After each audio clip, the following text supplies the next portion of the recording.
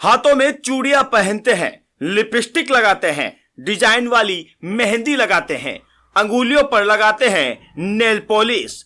इसीलिए इस गैंग का नाम है नेल पॉलिश गैंग। वो बच्चों को बहला फुसला कर उनसे नजदीकियां बढ़ाती है। गरीब परिवार के बच्चों को टारगेट किया जाता है ताकि शिकायत ना हो।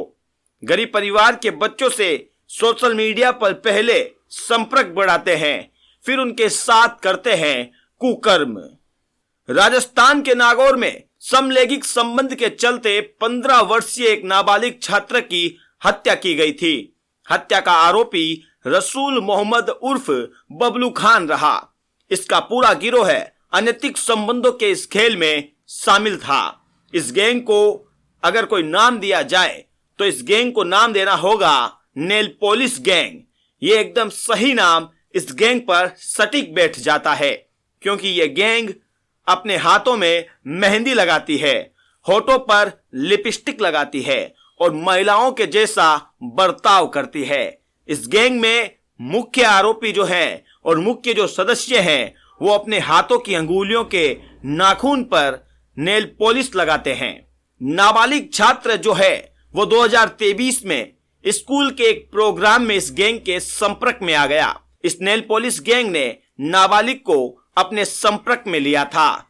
ये जो नेल पॉलिश गैंग है ये गरीब परिवार के बच्चों को निशाना बनाती है। गरीब परिवार के लोग डर के मारे या लोक लाज के चलते सामने नहीं आते। फिलहाल नाबालिग की हत्या में पुलिस ने मुख्य आरोपी को गिरफ्तार कर लिया है, लेकिन अभी इस हत्या में और भी कई आरोपी फरार चल रहे हैं। नेल पॉलिश गैंग गरीब बच्चों को टारगेट करती है। इसके बाद गैंग के सदस्य उन्हें बाहर घुमाने ले जाते हैं, ऐसा लालच दिया जाता है। इसके बाद शुरू होता है इस गैंग का गंदा खेल। घुमाने के बहाने बच्चों के साथ गंदे काम किए जाते हैं, बच्चों के साथ अश्लील हरकतें की जाती है। नाबालिग बच्चों को अपने साथ जोड़ने के लिए बच्चों को मोबाइल दिया जाता है। नाबालिग बच्चों को अपने साथ रखने के लिए उन्हें अच्छी ड्रेस दी जाती है। उन्हें अच्छी अच्छी होटलों में खाना खिलाया जाता है। ऐसे बहुत से काम कर कर ये गैंग नाबालिग बच्चों को लालच देकर अपने पास बुलाती है। ये नेल पॉलिश गैंग उन्हें आकर्षित करती है, उनके साथ कुकर्म करती है। हालांकि अब इस गैंग पर पुलिस ने शिकंजा कस दिया है। नाबालिग की हत्या के बाद आरोपी के घर पर बुलडोजर वाली कार्रवाई हो गई है। आरोपी के घर पर 5 तारीख को 2 जेसीबी की मदद से 60 मिनट में ही आरोपी के मकान को ध्वस्त कर दिया गया। आरोपी का मकान मिट्टी में मिला दिया गया।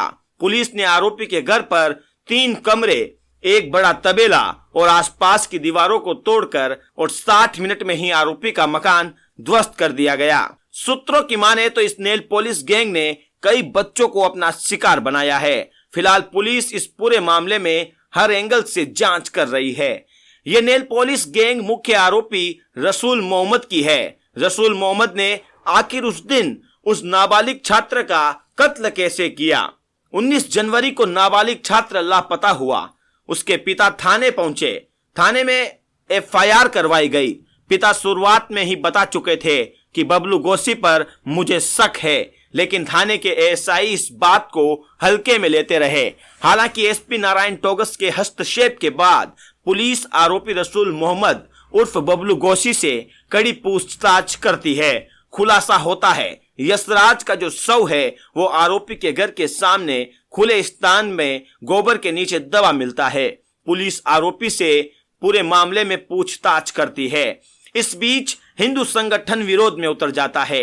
मामले की गंभीरता को देखते हुए एसपी एसआई को निलंबित कर देते हैं, लेकिन हिंदू संगठन आरोपी के मकान पर बुलडोजर चलाने की मांग पर अड़ जाते हैं। आखिरकार 5 तारीख को आरोपी बबलू के घर पर बुलडोजर चला ही दिया जाता है।